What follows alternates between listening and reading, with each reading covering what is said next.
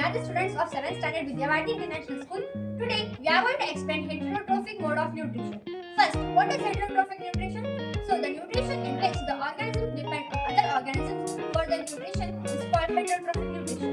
So, the organisms which follow this kind of nutrition are called heterotrophs. This consists of 4 types: parasitic nutrition, saprotrophic nutrition, insectivorous plant, and symbiotic plants. Let us learn one by one.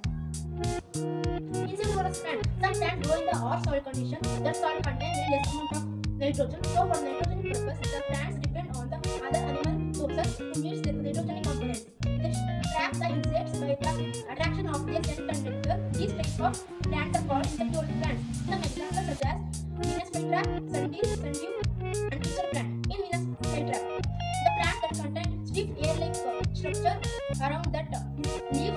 The middle part midrib that divides that leaf into 2 parts. When the insect sits on it, it shuts its leaves and digests that insect. In sundew, this plant contains long hair-like structure. They are called tentacles. When the insect sits on it, it surrounds that insect by using its tentacles and digests it. Pitcher plant. The plant that have pitcher-like structure bark with a petiole and a leaf. When the insect enters into that plant, it shuts it out and digests by using the digestive juices present inside it. Parasitic nutrition. Parasitic nutrition is a type of nutrition. Certain plants are called parasitic plants. Obtain the nutrition completely or partially. Plants that provide the nutrition for the parasitic plants are called hosts. Example, the Buddha is the plant does not have a chlorophyll. Sacks the food from the host plant to the adventitious root called Astoria. Rafflesia is the parasitic plant of Parastigma. Mistletoe is the plant have the leaves so it can carry out the process of photosynthesis. It absorbs the water and minerals from the host plant. Saprophytic nutrition. Saprophytic nutrition means the organism that depends on the decaying plants and animals. This is called saprophytic nutrition.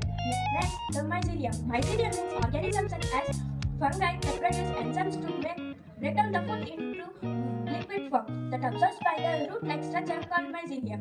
Examples: Indian bile, coral root, and bird's nest hornbeam. Symbiosis. Symbiosis is a mutual beneficial relationship between two organisms where food and shelter is shared by the organism. Symbiosis is a unique relationship between the organism.